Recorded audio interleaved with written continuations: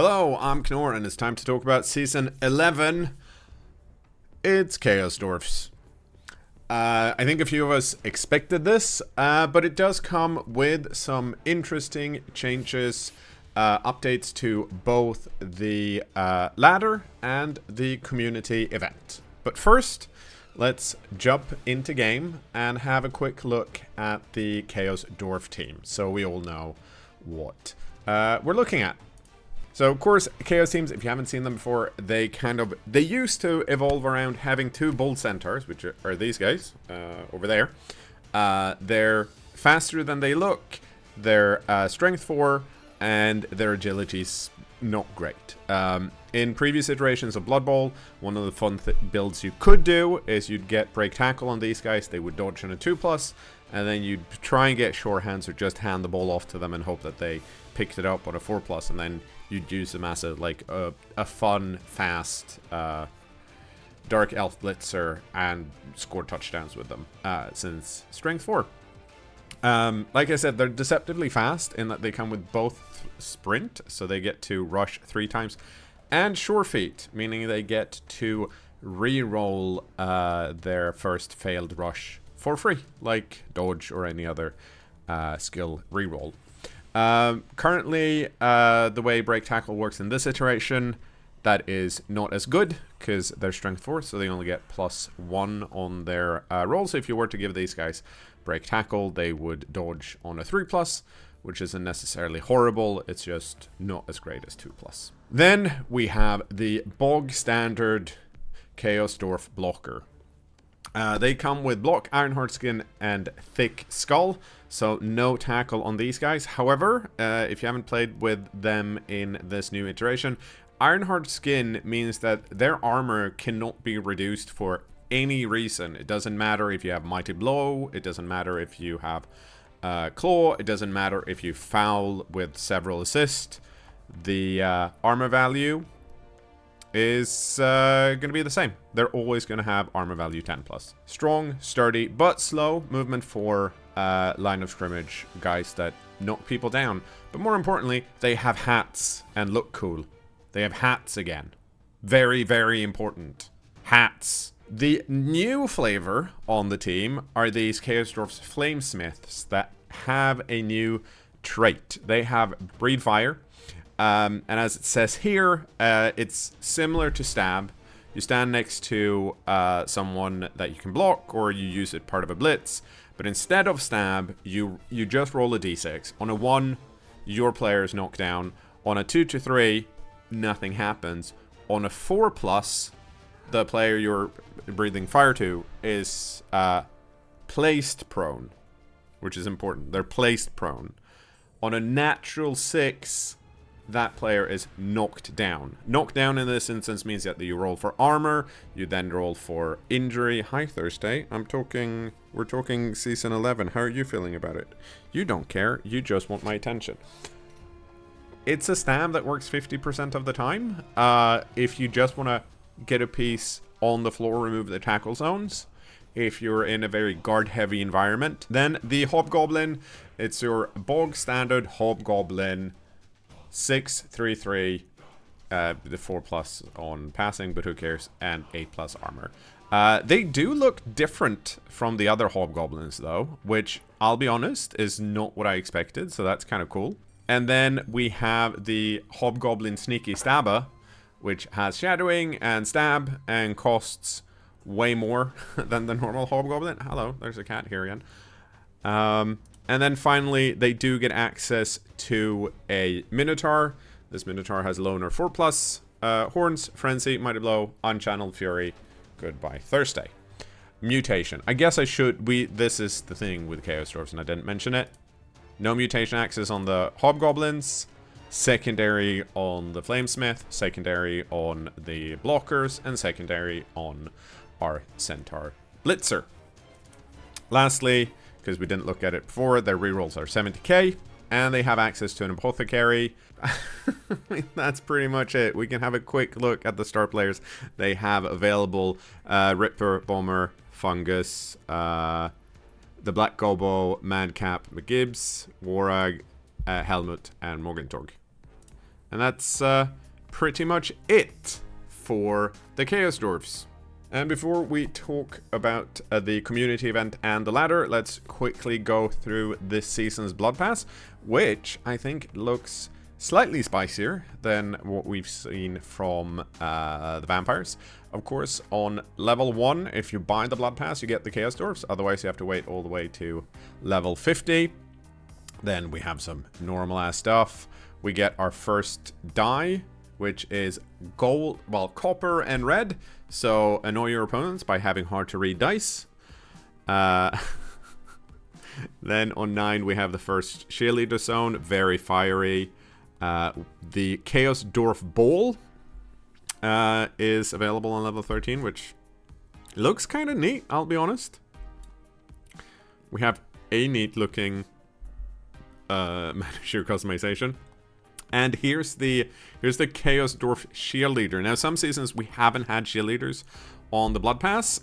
This season we have. This is a re-edit of the one of the normal dwarf cheerleaders. The normal dwarf cheerleaders, however, spew beer. So this guy spewing fire is obviously way cooler. I genuinely like this guy. Unfortunately, every cheerleader is competing against the halfling cheerleader, which is always the best cheerleader, so rough. But if you don't have the halfling cheerleader, the Chaos Dwarf one is fine. What else do we have? Yeah, so we have more staff zone with more fire. We have more hats. And a bunch of other things. I'm not going to go through all of this. More Chaos Dwarfs. Here at the end, Golden Beast, apparently. We have even harder to read. Nice, I'm really thirsty. What? I'm talking Blood Bowl. You do not like this. Okay. But these ones are free. And then we have some fancier hats. And then, of course, at the end here, we have a coach, which is a reskin of, I think, the Bugman coach. And finally, fiery hat for a Chaos Dwarf blocker, which is nice, because this is on a unit you're always going to have. Unfortunately, you have 4 of them, and you only get 1. Loads of fire. Let's get into the important stuff. So, big changes to Season 11 ladder. Now, for the last 2 seasons, we've had a redraft format. And on the previous season, Season 10, that's just about to conclude, that redraft period was 8 games. Then you had to redraft up to 1,400 TV, or your budget was 1,400. Which meant that the TV range of games you played in the ladder was essentially very close to 1,200 to 1,400-ish, generally, throughout the whole thing. There was also no win streaking in Diamond.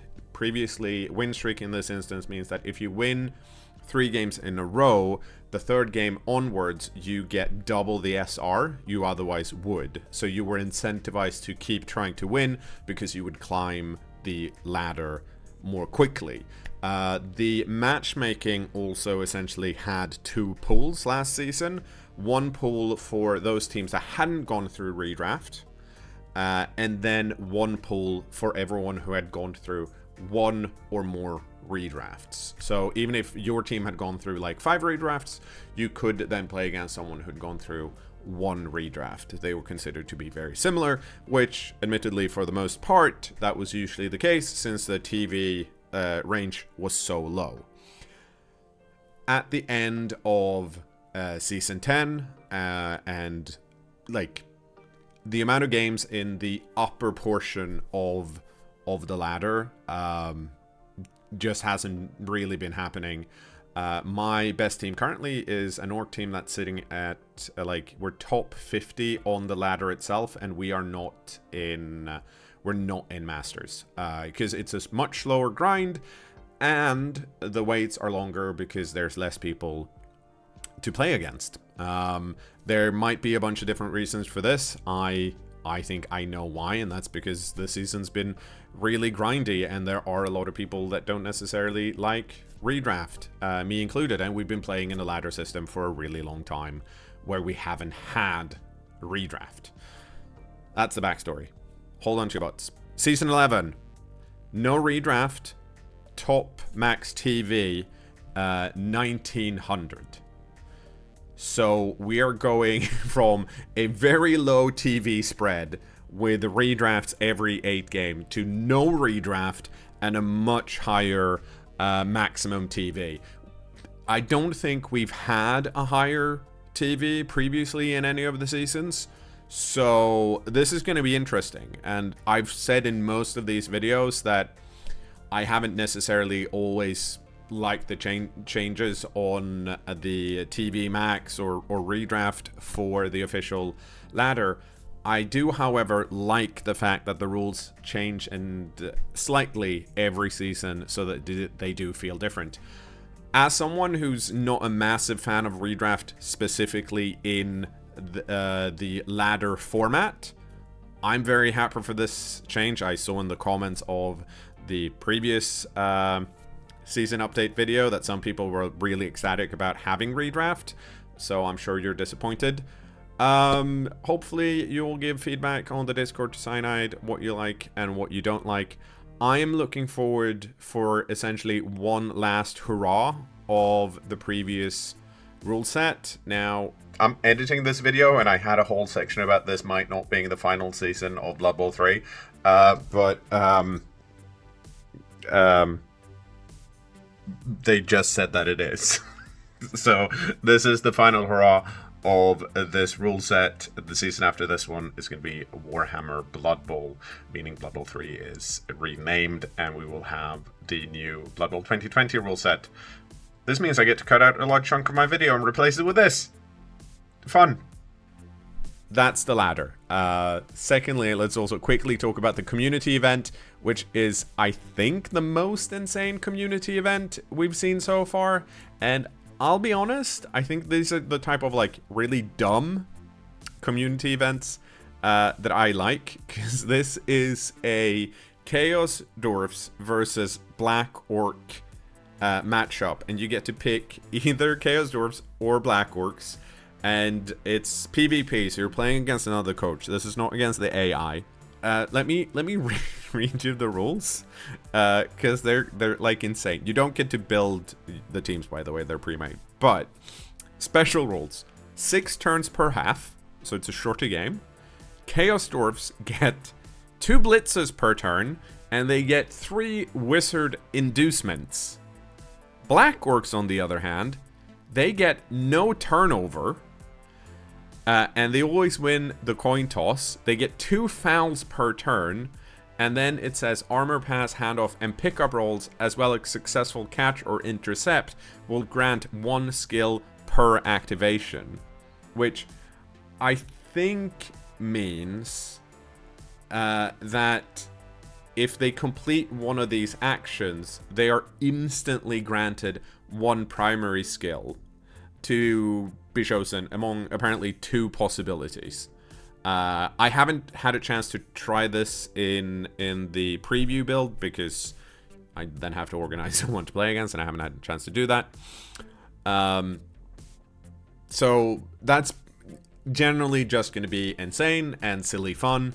We'll see how it works out. As with some of the previous ones, there is a legendary reward at stake, which will be rewarded to, or awarded to, the team that wins, either Chaos Dwarfs or Black Orcs at the end of the season, as well as the top 500 coaches of the defeated faction. As far as I can tell, there aren't much changes to the arena. I think the tiering is the same. Chaos Dwarfs have slotted in to tier 5, which means 9 primary skills and 1 secondary skill. But the reason I bring up the arena is, and some of you might not know this, is that the quest tab, which is not the easiest one to find, you have to go click on your manager, go to quests, and then you see your weekly quest, which gives you a pitiful amount of warpstone, or give you, if you have the blood pass, it will give you blood pass XP until your blood pass is full. But it also has quests for the community event and the arena.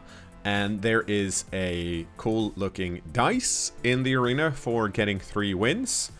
And there are some more manager frames if you get a full win. And then, of course, you get a title as well with the team you win.